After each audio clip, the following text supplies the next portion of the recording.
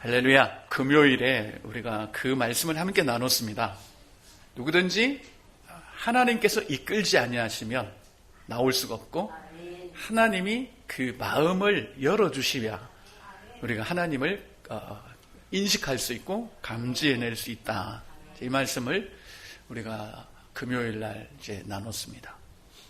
그런데 하나님이 이렇게 마음을 열어주신다 할 때 그 단어의 의미가 설명한다라는 그런 의미라고 말씀을 드렸습니다.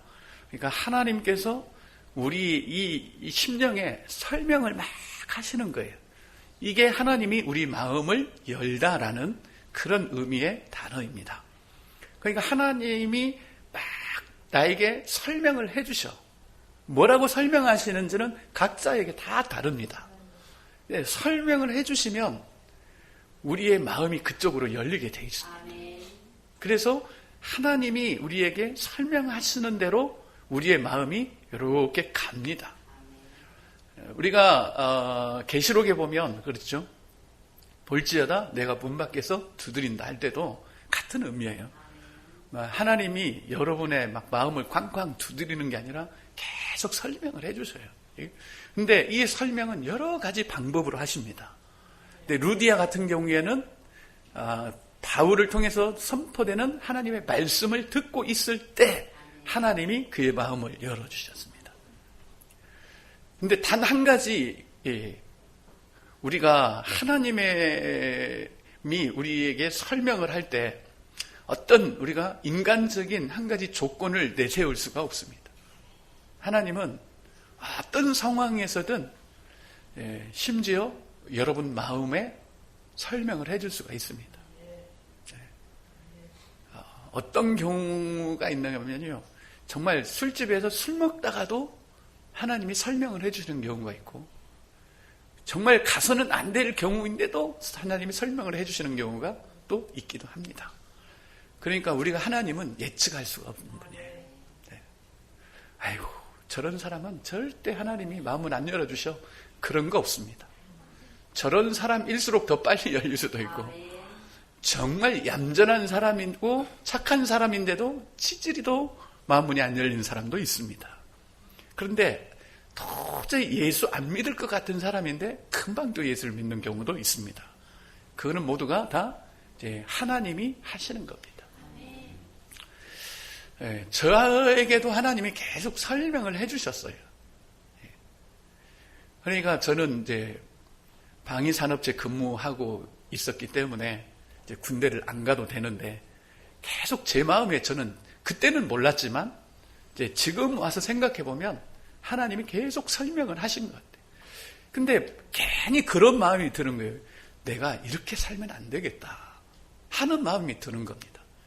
야, 내가 이렇게 살면 안 되지. 그런 마음이 계속 들어요. 그러다가 어느 날 제 마음이 이제 거기에 반응을 하게 됩니다. 그래서 다니던 회사 사표 내고 군대 지원해서 군대를 가버렸습니다. 그것도 46개월짜리 군대 지원해서 가버렸어요. 설명을 해주시려면 하나님이 좀 잘해 주시지. 그렇게 해주셔갖고 이제 군대를 갔는데, 군대에서 또 우연한 기회에 세례를 받게 됐어요. 제가 정말 우연한 기회에 세례를 받게 됐습니다. 제 얼굴을 보십시오. 제가 어디로 봐서 군대에서 세례받을 얼굴로 보이십니까? 전혀 그렇지 않습니다. 그런데 어쨌든 그 훈련병도 얼마나 힘든지 몰라요. 우리는 6개월 훈련을 받기 때문에 정말 독하다는 훈련을 받습니다. 근데 그럴 때 계속 교회를 나가면서 세례를 받았습니다. 진짜 저는 초코파이 때문에 군대에서 교회 간 거는 아니에요. 그냥 교회 가졌어요. 그렇게. 그래서 이제 정식으로 세례를 받고, 그런데 그 세례 받은 게 내가 지금 여기 오기까지의 하나의 큰 전환점이 됐습니다.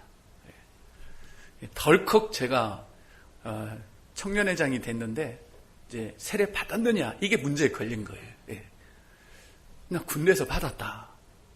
그렇게 돼서 청년회장 자리가 계속 유지가 된 겁니다. 그때부터 하나님이 정말 쓰시는데 정신 못 차릴 정도로 하나님이 쓰시더라고요. 그래서 그 길로 제가 이제 쭉 하나님의 손에 이끌려서 여기까지 왔지 않습니까? 하나님은 그렇게 우리 가운데 다 설명을 하십니다. 설명을 하셔서 우리로 하여금 그분이 이끄시는 대로 우리가 가도록 하는 거예요. 제가 찬양을 하면서 우리 태연이를 보니까 제 생각도 나고, 분명히 태연이 군에서 세례받은 게 이게 보통 사건은 아니다. 제가 그렇게 경험을 했으니까. 물론 제가 경험했다 그래서 뭐 그럴 것이다가 아니라 하나님 분명히 그렇게 일을 하십니다. 그래서 정말 하나님이 하시는 일은 놀랍다. 부모가 설명하면 그건 뭐죠? 잔소리. 하나님이 설명하면 그거는 생명의 말씀이더라고요. 그러니까 부모는 잔소리 하려고 하는 것보다는 하나님, 제 설명 좀 해주세요. 얘한테 설명 좀 해주세요, 제발. 여러분, 그래야 정말 예수도 믿고 또 세례도 받고 할 수가 있습니다. 그러니까 우리가 하나님을 정확하게 알면 모든 게 자유하고, 또 우리가 하려고 그렇게 애를 쓰지 않아도 됩니다. 내가 하려면 정말 많이 싸워야 되고 또 다퉈야 되고 그래야 돼요. 그러나 하나님이 설명을 하시면 됩니다. 그래서 우리는 항상 내가 자꾸 하나님 내게 힘주세요. 내가 우리 자식들 잘 가르치겠습니다. 그래가지고 될 일이 아니더라고요. 정말 하나님이 그 문을 두드리셔야 되고 하나님이 설득을 하셔야 되고, 그래야 거기에 반응을 합니다. 그게 하나님의 방법이에요. 성경은 그 이야기잖아요. 하나님을 이렇게 나타내 주시는 거. 그래서 우리가 신앙생활을 하면서 여러 가지 그런 오류의 부분이랄까 이런 부분들이 있는데, 또 우리가 잘못 생각하는 부분을 함께 좀 나눴으면 좋겠습니다. 우리가 반대로 생각하는 경우들이 있어요. 물론 우리가 반대로 생각을 하고 거꾸로 생각을 해도 뭐 하나님 그걸 못 알아듣시는 분은 아닙니다. 그런데 어떤 경우가 있냐면, 내게 일어나는 일을 가지고 우리가 하나님을 해석해내려고 하면 안 되는 거죠. 나에게 이루어지는 일들을 가지고 자꾸 하나님을 우리가 이런 분이다라고 해석하면 그거는 안 되는 거예요. 그러니까 누구나 안 되느냐? 아니에요. 우리가 처음 예수 믿을 때는 그게 됩니다. 그런데 점점 우리의 신앙이 깊어지면 내게 일어나는 일 가지고 하나님을 해석하는 것이 아니라 내가 아는 하나님으로 내게 일어나는 일을 해석하게 되는 거예요. 이해가 되시죠? 네. 처음에 아이가 출생을 하면 모든 걸 자기에게 일어나는 일로 해석을 합니다. 우유 안 주면 계모라 그러고 막 이게. 근데 조금 커가면서 부모를 알면 이제 부모의 그 마음과 부모로 나를 해석을 하기 시작을 합니다. 그게 차이점이라는 거예요. 처음 예수 믿을 때는 모든 게 나에게 일어나는 일 가지고 하나님은 이런 분이다, 하나님은 이런 분이다 라고 해석을 합니다. 그 처음에는 어쩔 수 없어요. 왜? 하나님을 잘 모르니까. 그런데 우리가 하나님을 알아가면 알아갈수록 내 삶에 일어나는 것으로 하나님을 해석하는 것이 아니라, 하나님 그분은 어떤 분이냐, 나에 대해서 어떤 계획을 갖고 계시느냐, 그리고 그분의 성품은 어떻느냐에 따라서 내게 일어나는 모든 일을 해석해 나가기 시작을 합니다. 이게 우리의 신앙생활이에요. 그러니까 내게 일어나는 일 가지고 우리가 하나님을 자꾸 해석하면 조금 이렇게 내 기준에 맞고 좋으면 하나님 내게 복을 주셨다 그러고, 하나님이 조금 나를 힘들게 하면 하나님이 나를 쳤다 그러고, 또 하나님이 나를 또 고통 가운데 몰아넣으셨다 그러고. 근데 그런 게 아니라는 말입니다. 만약에 그렇게 해석을 하면요, 하루에도 12번씩 하나님을 이렇게 뒤집었다 엎었다 뒤집었다 엎었다 그래요. 오전에는 좋은 하나님, 오후에는 나를 치시는 하나님, 이렇게 되는 겁니다. 대표적으로 누가 그렇습니까? 나오미입니다. 나오미. 하나님 나를 치셨다. 그래서 나를 말하라고 해라. 그런데 그 룻기를 다 보면 그렇지 않아요. 하나님이 나오미를 치신 게 아니라 그 나오미의 가정을 통해서 룻이라는 여인이 이 유대 땅으로 들어와서 다윗을 낳게 되는 이 엄청난 일을 하나님 하신 겁니다. 그러니까 우리의 일어나는 일을 가지고 하나님을 해석을 하면 오류일 수밖에 없어요. 욥도 마찬가지입니다. 욥과 욥의 친구들이 얼마나 일어나는 일로 실랭이를 합니까? 정말 많은 실랭이를 하고, 야, 네가 잘못했으니까 그런 일이 있지. 네가 잘못하지 않았으면 하나님 왜 너에게 그런 일을 주겠냐? 욥은 야, 이 사람들아 들어봐라. 내가 잘못한 거 없고 계속 이 논증입니다. 그러다가 하나님이 딱 나타나신 거예요. 그리고 욥한테 야, 나 창조할 때 너 있었어? 딱 이 말씀 물어보는 겁니다. 너 타조가 왜 그렇게 알을 낳는지 너 알아? 그 뒤에 어떻게 됐습니까? 딱 입을 가려버려요. 욥이 할 말이 없는 겁니다. 내 형편과 내게 일어나는 일을 가지고 하나님을 볼 때는 막 이렇고 저렇고 그런데 하나님을 탁 알고 내 삶을 보니까 할 말이 없는 거예요. 그래서 나는 내 입을 내가 가립니다. 이렇게 돼버리는 겁니다. 그럼 우리가 정말 하나님을 알고 그 내가 아는 하나님으로 내 삶을 보면요, 할 말이 없습니다. 진짜 할 말 없어요. 그래서 여호와가 나의 목자라고 믿고 그 여호와, 나의 목자 되신 여호와 그분으로 내 삶을 보니까 나 사망의 엄침한 골짜기 가도 괜찮아. 이렇게 돼요. 내가 원수의 목전에 있어도 괜찮아. 이렇게 되는 겁니다. 그게 우리의 신앙이라고 할 수가 있습니다. 그런데 대부분 이걸 거꾸로 보는 겁니다. 내게 일어나는 일을 가지고 자꾸 하나님을 해석하려고 그래요. 그러니까 하나님이 이런 하나님이고 이런 하나님이고 그럴 수밖에 없습니다. 그러면 나의 이야기를 듣는 사람들은 하나님에 대해서 어떻겠습니까? 왜곡된 상을 갖습니다. 예를 들면 가정에 조금 어려운 일이 있을 때 대뜸 하나님이 우리를 치셨어 이러면은 그 애들의 그 자녀들의 그 하나님에 관한 이미지가 어떻게 바뀌겠습니까? 조금만 잘못하면 하나님 치시는 하나님이시다. 이러면 평생 하나님은 사랑과 우리를 완전히 책임지시는 그런 하나님이 아니라 그냥 잘못한 것은 쳐버리시는 하나님. 이렇게 계속 하나님의 상이 왜곡되어서 심어지고 나면 결국 나중에는요, 하나님과 결별하게 됩니다. 난 그런 하나님, 나는 믿기 싫다라는 거죠. 네. 그리고 일어나는 일을 가지고 계속 그 하나님을 해석을 하다 보니까 별로 예수 믿는 일들이 이게 아무런 효과가 없는 거예요. 네. 차라리 절에 다니는 사람들이 오히려 마음 편하다. 천주교 다니는 사람들이 마음 편하다. 그래서 지금 기독교를 많이 떠나가고 있는, 그게 바로 이 하나님에 대한 게 왜곡이 되어 있습니다. 하나님에. 왜?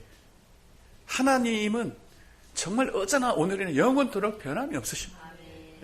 근데 그분을 단지 내 인생에서 일어나는 일 가지고 그분을 측량해야 된다고 생각을 하니까 이게 얼마나 오류가 많겠습니까? 그러니까 하나님은 아주 희한한 하나님이야. 그분은 변덕장이고 자기 마음에 안 들면 쳐버리고 그냥 말 안 들으면 다리를 부러뜨리는 분이고, 그래도 말 안 들으면 막 고난 속으로 집어넣어 버리는 분이고, 또 어떤 게 있습니까? 그것도 안 되면 질병을 줘갖고 정신 차리게 만들고, 하나님을 정말 무지막지한 하나님으로 만들어버려요. 여러분, 어느 부모가 병 걸리게 해갖고 자식이 정신 차리게 하겠습니까? 그런 부모 없습니다. 에이구, 너 장티푸스 걸려갖고 정신 좀 차려라. 이런 부모 없다고요.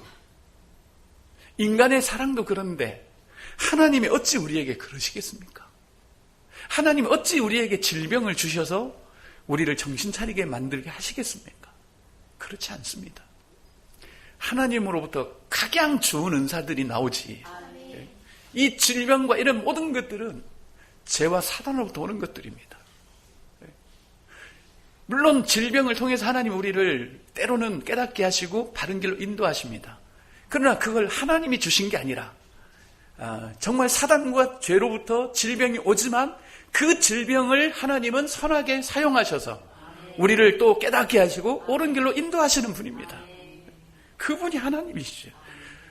그분이 안 좋은 걸 가지고서도 우리를 선하게 인도하시는 분이 하나님이시지, 우리를 두렵게 하고 막 우리를 정신 차리게 하려고 우리 질병 주시고 막 다리몽댕이 부르시고 그런 분이 아닙니다.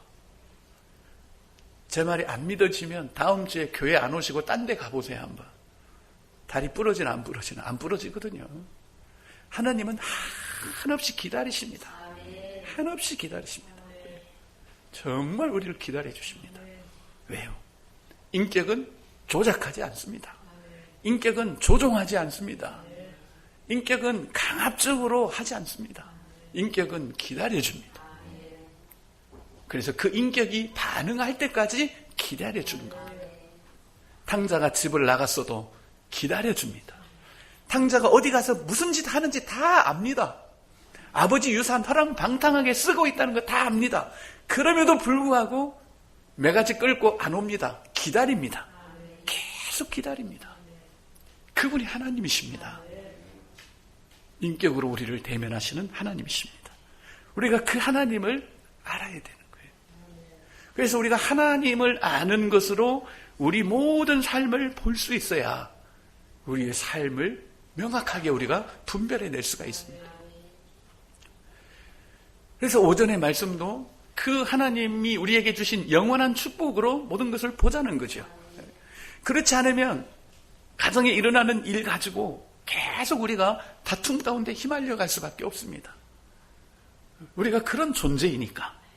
그러나 하나님이 이미 우리에게 확증해 주신, 성령으로 인쳐 주신 그 영원한 축복, 누구도 빼앗을 수 없는 기근이나 적신이나 위험이나 환난이나 칸이나 그 어떤 피조물도 끊을 수 없는 그 하나님의 사랑으로 모든 것을 보자는 거죠. 이게. 자, 그래서 오늘 오후도 마찬가지입니다. 내가 보면 유죄요. 하나님이 보면 무죄입니다. 제가 이렇게 보면 다 여러분들 유죄요. 다 죄인이요. 쓸만한 게 하나도 없습니다. 사실은 우리가. 그러나 하나님이 보시면 다 무죄입니다, 여러분. 다 여러분 죄 없고 귀하고 다 여러분 의인입니다. 다. 근데 내가 보면 의인 절대 아니에요. 어떻게 나 같은 게 의인이냐? 어떻게 나 같은 게 죄가 없냐?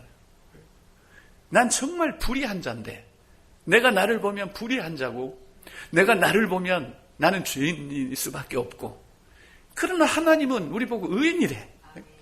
정말 우리가 의롭대요, 자꾸. 죄가 없대요, 이제 우리는 다. 야, 그럼 우리 어찌 살아야 되겠습니까? 내가 나를 보고 살아야 되겠습니까? 그러면 하나님의 시각으로 우리를 봐야 되겠습니까? 그렇습니다. 항상 하나님이 나를 보는 그 시각으로 우리가 봐야 됩니다. 오늘 1절도 그래요. 여호와여 의의 호소를 들으소서, 나의 울부짖음에 주의하소서. 주의하라는 말은 하나님 그 주의 좀 하세요. 그게 아니라 귀를 기울여 달라는 거예요. 경청해 주세요. 거짓되지 아니한 입술에서 나오는 나의 기도에 귀를 기울이소서. 주께서 나를 판단하시며 주의 눈으로 공평함을 살펴주세요. 뭐가 공평하냐? 뭐가 정말 공평한, 어느 판단이 옳은 거냐? 이것 좀 나로 하여금 깨닫게 해주세요. 이 말입니다. 자, 그러면서 주께서 내 마음을 시험하시고 밤에 내게 오셔서 나를 어떻게 했더니 감찰하셨습니다. 하나님이 나를 감찰하셨습니다. 하나님이 나를 보셨습니다. 하나님이 나를 이렇게 면밀하게 다 이렇게 판단을 하셨습니다. 그런데 어떻게 됐습니까? 흠을 찾지 못하셨사오니. 하나님이 나를 감찰하셨지만 하나님 나의 흠을 못 찾았지요. 지금 이 말, 참 다윗 엄청나게 교만하네요. 그렇죠? 아주 무지막지하게 교만합니다. 어떻게 이렇게 고백을 할 수가 있지요? 하나님이 나를 감찰하셨지만 흠을 찾지 못하셨습니다. 이게 하나님께 하실 말씀이냐고, 이게. 이러면 안 되잖아요, 다윗이. 자, 그러면서 내가 결심하고 입으로 범죄하지 아니하리이다, 이 말을 하는 겁니다. 보세요. 하나님이 나를 감찰하시고 나를 시험하셨지만 흠을 찾지 못했습니다. 그러므로 나도 입술로 범죄하지 않겠습니다. 무슨 범죄요? 내가 죄인입니다. 나는 형편없습니다. 낙심하고 좌절하고 내 입으로 나를 죄인이라고 그러고 내가 나를 판단하고 이런 죄를 짓지 않겠다라는 겁니다. 죽어도. 왜? 하나님이 보실 때 나를 흠없다 하시니 내가 나에 대해서 흠있다라고 하지 않겠다라는 겁니다. 마찬가지죠. 하나님이 여러분을 감찰하셨을 때 여러분 흠없습니다. 왜요? 우리 이미 그리스도 안에 있습니다. 다. 주님의 보혈로 모든 죄 문제 끝났습니다. 하나님이 여러분을 감찰하셔도 여러분 죄 없습니다. 예수님께서 뭐라 하십니까? 나도 너를 정죄하지 않겠다. 왜 그렇습니까? 이미 그 여인을 볼 때 예수님의 어깨에 모든 죄가 이미 짊어져 있습니다. 다. 여러분, 영적인 세계에서는 시간이 없습니다. 다 현재입니다. 그러니까 우리가 이 구약을 보더라도 지금 이 시각으로 봐야 돼요. 시각으로. 그러면 하나님께서 보실 때 항상 그리스도 안에서 봅니다. 그러니까 이스라엘 백성들을 그렇게 참은 거예요. 하나님이. 당장이라도 그냥 뒤집어 엎어버릴 것만 같은데 그래도 하나님은 참으신 거예요. 왜? 그리스도 안에서 보기 때문에 그랬습니다. 지금 3절도 마찬가지입니다. 주님이 내 마음을 시험하시고 밤에 내게 오셔서 나를 감찰하셨으나 흠을 찾지 못하셨습니다. 왜? 그리스도 안에서 하나님이 우리를 보기 때문에. 그러므로 내가 결심하고 입으로 범죄하지 않겠습니다 라는 겁니다. 여러분, 우리가 입술로 범죄하는 게요, 꼭 상처를 주는 말만 범죄하는 게 아닙니다. 나 스스로를 내가 절망시키고 낙심시키고 하는 게 전부 다 입으로 범죄하는 거예요. 왜? 하나님이 보는 것과 같지 않게 나를 보면 우리 범죄하는 거예요. 하나님은 괜찮다고 하는데 내가 안 괜찮다고 하면 그게 범죄하는 겁니다. 그러니까 우리가 이걸 놓치면 안 되는 거예요. 정말 여러분 중요한 내용입니다. 너무 중요합니다. 이게 우리가 바르게 돼야 우리가 건강한 신앙생활을 할 수가 있습니다. 여기서 꼬이면요, 우는 게 신앙이 좋은 줄 알아. 맨날 나는 죄인입니다 하는 게 신앙이 좋은 줄 알아. 그러나 그렇지 않습니다. 언제 하나님이 맨날 가슴 치며 울으라 그랬습니까? 항상 기뻐하라. 주 안에서 즐거워하라. 내가 다시 말하노니 즐거워하라. 왜냐? 모든 흉악의 때가 끝났다. 이제 다. 너희는 내 백성을 위로하라. 내 말로 내 백성을 위로하라. 왜냐? 모든 흉악과 결박의 때가 끝났음이니라. 다 끝났다는 거예요. 그리스도 안에서. 그러니까 나 스스로를 너무 내가 격하게 정죄한다든지 나는 쓸모없는 죄인이라고 한다든지, 쓸모없는 죄인이라면 우리가 하나님 앞에 나올 수가 없어요. 또. 물론 그러나 그 진위를 알지요. 어떤 차원에서 그렇게 고백하는지를 알지만 우리의 신앙을 그 방향을 바꿔야 된다는 겁니다. 항상 하나님의 관점에서 이렇게 보고 내 자신을 그렇게 보고 모든 사람을 우리가 그렇게 보고, 그러니까 나를 그렇게 볼 수 있는 사람만이 다른 사람도 그렇게 볼 수가 있습니다. 내가 그리스도 안에서 이미 그의 피로 말미암아 나의 모든 죄가 사함을 받았고 그의 십자가의 나무에 달리심으로 나의 저주가 끝났고다. 나는 그리스도 안에서 새로운 피조물이 된 자라. 이렇게 나를 볼 수 있는 자만이 다른 사람도 우리가 그렇게 볼 수 있는 겁니다. 우리가 서로를 그렇게 볼 수 있을 때 우리가 오늘 3절 말씀처럼 입으로 범죄하지 않는다라는 겁니다. 하나님은 정말 이게 예수를 믿지 않는 사람이 들으면 우리 보고 정신 나갔다 그럴 거예요. 하나님은 절대 우리에게서 흠을 찾지 못합니다 라고 하면 정신 나갔다 그러죠. 그게. 그러나 우리는 그걸 믿는 겁니다. 우리는 예수 그리스도가 어떤 분인지를 알기 때문에. 그런데 내가 다른 사람의 흠을 찾아낸다? 그러면 우리가 하나님 위에 있는 거예요. 이건 큰 범죄입니다. 그래서 우리가 그분의 우리가 시각으로 모든 걸 보면 흠이 없습니다. 제가 이렇게 보니까 저와 여러분은 흠이 많아요. 그러나 정말 하나님의 마음으로 보면 흠 하나도 없습니다. 다 없어요. 여러분, 육신의 부모도 그렇습니다. 육신의 부모들이 하는 말이 뭡니까? 세상 사람 다 너를 손가락질해도 이 애미 많은 너를 믿는다. 이 애미가 볼 때는 흠 하나도 없습니다, 여러분. 이 인간의 부모도 그럴진데 하나님은, 정말 하나님은 또 그리스도를 통해서 우리의 모든 죄를 속죄하신 그 하나님은 우리를 어떻게 보겠습니까? 저와 여러분들 흠 없는 자로 보십니다. 분명합니다. 그러니까 너 자신에 대해서 자꾸 흠을 찾아내려고 하지 마라. 너는 새로운 피조물이다. 다른 사람에 대해서도 흠을 찾아내려고 하지 마라. 그리고 무슨 일이 있어도 하나님이 나를 치셨다라고도 하지 마라. 하나님이 나에게 질병을 주셨다라고도 하지 마라.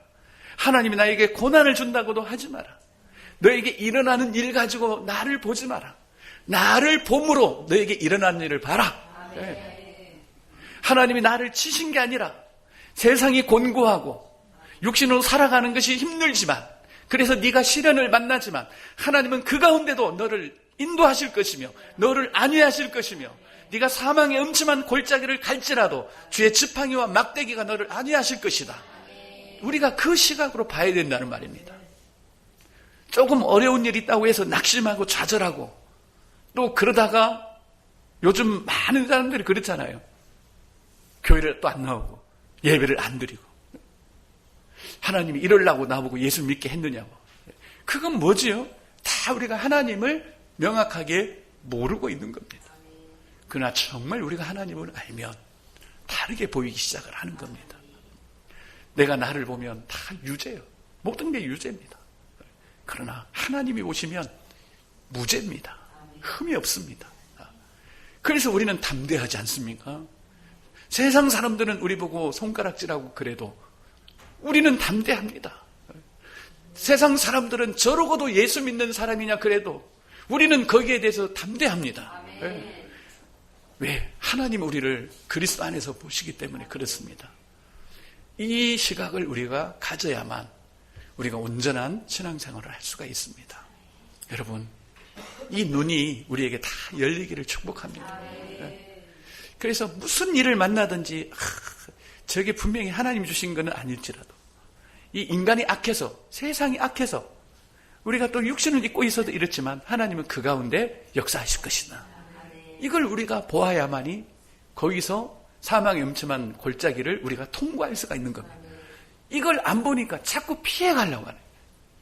사망의 음침한 골짜기를 어떻게 피해갈지라도가 아니고 걸어갈지라도, 다닐지라도입니다.